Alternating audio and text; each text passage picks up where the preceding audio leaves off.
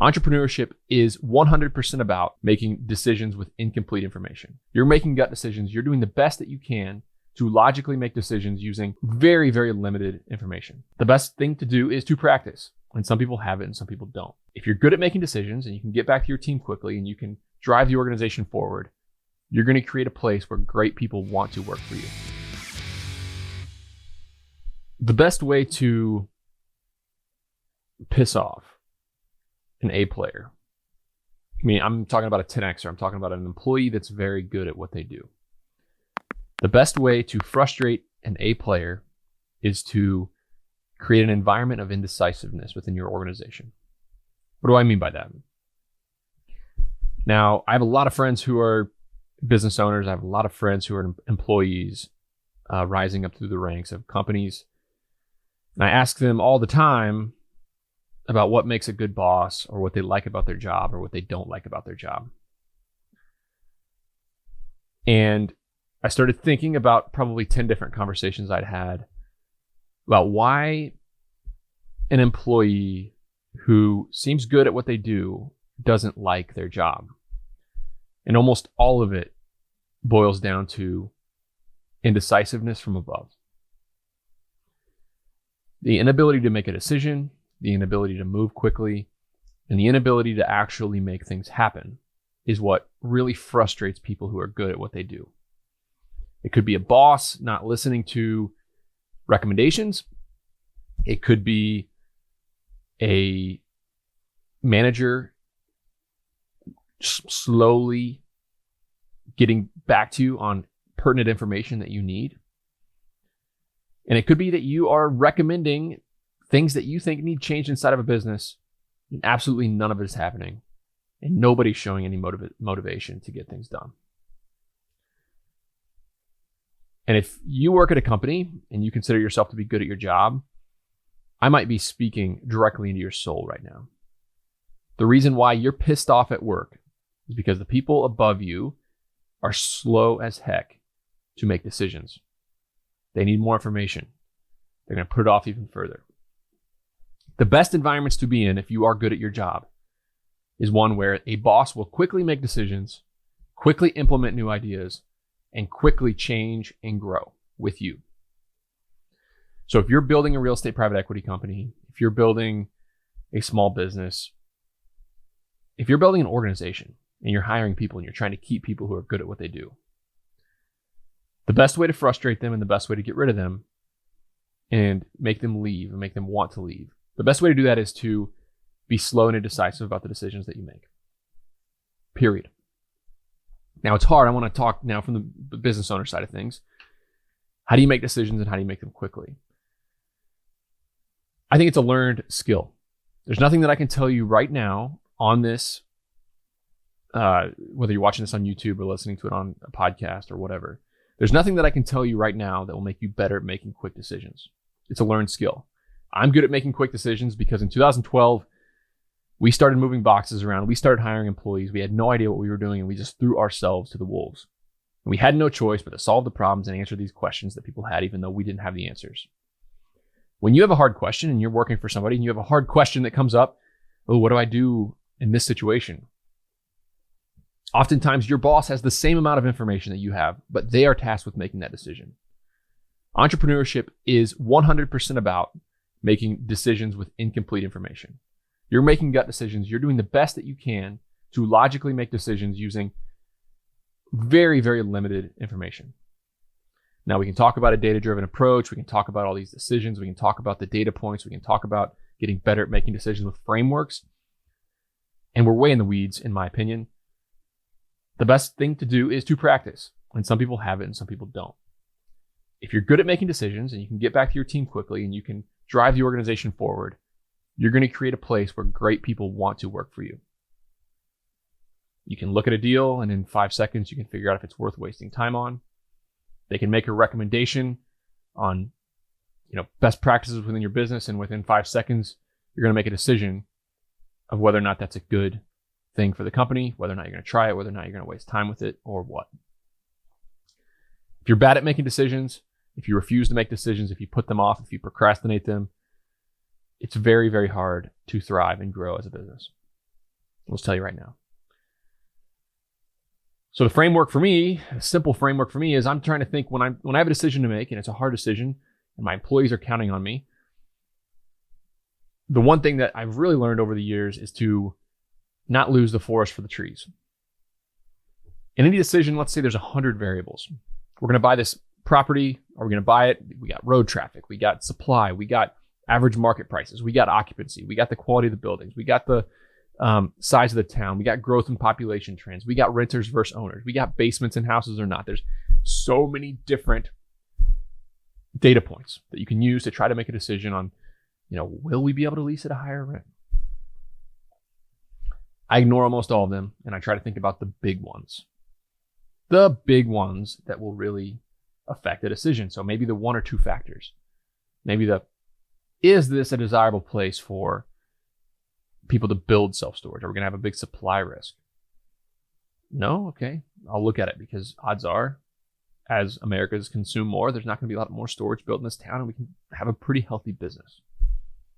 Number two, year one, without speculating, can we make money on this deal at this purchase price with these current rates? If the answer to that is yes, we're going to look at it pretty closely. I'm not speculating on population growth trends. I'm not speculating on what might happen 4 or 5 years from now. I'm making a decision as simply as possible by getting rid of almost all the factors. So as a business owner, it's really easy to think, I got to do X, Y, and Z for these small things over here, when in reality, there's a couple key parts of your business that if you remain focused on and you get those big decisions right, you're going to be fine. So as a business owner, making those decisions quickly and efficiently is a learned skill, but I'm just going to tell you to get uncomfortable. Get uncomfortable, make the decisions, move, grow, and you'll learn so much more, and you'll improve so much as a business in a shorter amount of time than you ever could by overanalyzing, having analysis paralysis. I'm going to aim, shoot. That's how a lot of business owners make decisions. I got to make a big decision. Let's think about this. Let's get some data over here. Let's ask advice over here. Let's wait. Let's see what happens here. Let's just not do anything, because making decisions are uncomfortable. They'll paralyze you. It's scary making a big decision inside your business. So many managers and so many business owners screw this up. They're afraid to actually make a decision. In my opinion, many times, not making a decision and waiting 2 or 3 months is way, way, way worse than making the wrong decision. I'm going to say that again. Making the wrong decision can often be very costly. But what can be more costly in the long run is not making any decisions, and them just stacking up and piling up, and the company staying the same, and all innovation being stifled, and all good employees being frustrated and ready to leave. So whether you're running a real estate company or a small business, I'm going to challenge you. You know what they are right now. You have decisions hanging over your head right now. Make them. Make those decisions, pass the orders, and go. That's it. And another way, a big way that great employees get frustrated inside of companies. And I go back to those 10 friends of mine who have talked to me about jobs that they don't like and why they don't like them, and managers that they don't like. And I think there's really only 2 big ones. There's the indecisiveness of the bosses, and there's the competence of the people around you. If a great producer, if a good employee, if a 10Xer, I call these people 10Xers. There's these 10Xers inside my company that they are making the company a lot of money. They're making really good decisions. If you get a couple of those people around and you can channel their energy, they're going to do really, really well. And they're going to carry a lot of other dead weight inside your company. It's just the sad truth. There's going to be positions inside your company that are filled by folks who come in, they do the bare minimum, and then they go home. That's their goal. Do the bare minimum to get paid next Friday and keep their job. That's how 75% of American workers are. I'm going to come in, I'm going to do the bare minimum, I'm going to clock out at 5 o'clock, and I'm going to go home. It's a rare person. It's 25% of people actually care enough about their job to try to figure out ways to grow, try to figure out ways to help the business, try to grow beyond, they're not going to clock out. They're going to be thinking about work. They're going to be thinking about the ways the business can improve. They're going to go above and beyond. They're going to think about some growth areas. They're going to bring ideas to you. That's only 25% of the population. And then only 10%, 1 in 10 people are actually good at that. They're actually good at making those decisions. They're actually good at logical thinking. And these are the things that can't be taught. I believe you cannot teach this. People have it or they don't. Maybe that's bad news. Maybe you don't want to hear that. But if you get those 10Xers inside your company, so those A players, the 10% of people, you get them inside your company, and if you surround them by incompetent C players, the people that want to go home right away, the people that aren't good at making decisions, the people that just don't really care about their job and they're not good at it and they've just messed stuff up. You know these people. If you surround your good people with those people, they're going to be frustrated and they're going to leave. So that's the second way. The first one is indecisiveness from above. You as the manager or you as the boss, not making decisions quickly for the people below you. It's the number one way to send them on their way. The second way to send them on their way is to surround them with the skater-bys, the people who don't care, the C players. I'm not talking about the B players. There's a place for B players inside your organization. Not everybody needs to be a B player. There's an old saying, too many chiefs, not enough Indians, too many bosses, not enough employees. It's not everybody's job to think about growth and think about big decisions. Most jobs inside of a company are just do your job. Show up, do your job well, and go home. That's what we need. That's what we want. That's perfect. We need a lot of people like that. Those are B players. A lot of B players inside your business is just fine. The C players are the ones that drag everybody down. They're the ones that are making the poor decisions. They're the ones that are causing stress around them. So if you're a good employee and you got these people around you, it is hell. And again, I might be speaking directly to you. If you're inside of a company, the bigger the company, often the more bureaucracy there is. Big companies, big organizations, Fortune 500 companies, there's nowhere that these two things are not more frustrating. The indecisiveness from above, the slow-moving nature of the company, and the fact that so many people who are C players just skate by and get promoted on time alone. And they can hide within an organization without really adding that much value. But if you're a small business, it's also true. It's also true for you as a small business. If you surround your good people with crappy people, you're going to have problems. So go back one episode, the very last episode on this podcast, I talked about firing employees. It's time to let some of those people go before you lose your good people. That's all I got to say.